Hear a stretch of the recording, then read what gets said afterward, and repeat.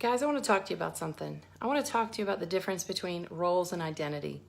This is something that's come up recently with some clients, and I thought it was important to share the difference between the two. And I think we know the difference, but when it comes right down to it, the way we kind of approach it indicates that we don't really get the distinction. So here it is. There's identity and there's roles. Roles are choices that you make. You might choose to be a partner to someone in business or in life, choose to be a parent, choose to take on a particular job, a position of leadership, something in your community. Those are all roles. And then there's identity. Identity is the creation, you, that you've made yourself up to be, that works inside the role. And they're two different things. And I think what happens with a lot of people is we get real committed inside our role, and suddenly, we don't even necessarily know when it happens, we conflate the role with who we are. And we kind of lose track of the difference. And that's not really necessarily on its face a problem until it's a problem. You know when it becomes a problem? When the role takes on an identity for us, our ego gets wrapped up in it, and that's when stress, overwhelm, burnout, all those kinds of things start to show up. Because once I have a role as my identity, I am no longer in charge or control of my life or the experience of my life. I am now the role.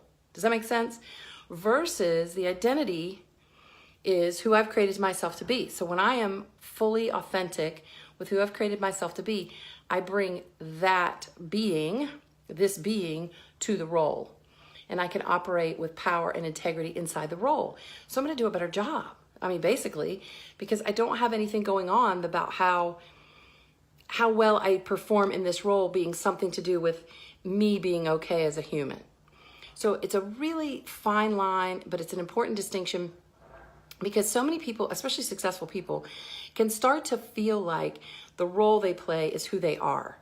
And then when things go wrong or don't go right, we start to become disempowered. We start to get nervous, stressed out, and worried, et cetera, et cetera. We take it on personally, and then, that starts to wear on us. And all these things come together in a way that disempowers us so we don't do as good a job in the role, which feeds the lie that, see, you're not good enough, et cetera, et cetera. So maintain focus on who you're being. Maintain focus on how you want to show up inside a role. And remember, every role you take on will likely have a start, a middle, and an end.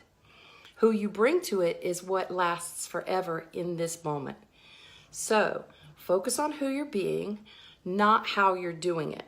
Focus on what you bring, what your commitments are inside the role, bringing your integrity and authenticity to it, serving powerfully inside that role, knowing that when that role comes to an end, you're still you and you move on to the next. That's the way to keep your power inside your life and inside your experience of the roles that you take on, and that's how you can serve better. I hope this is helpful. Peace, everybody.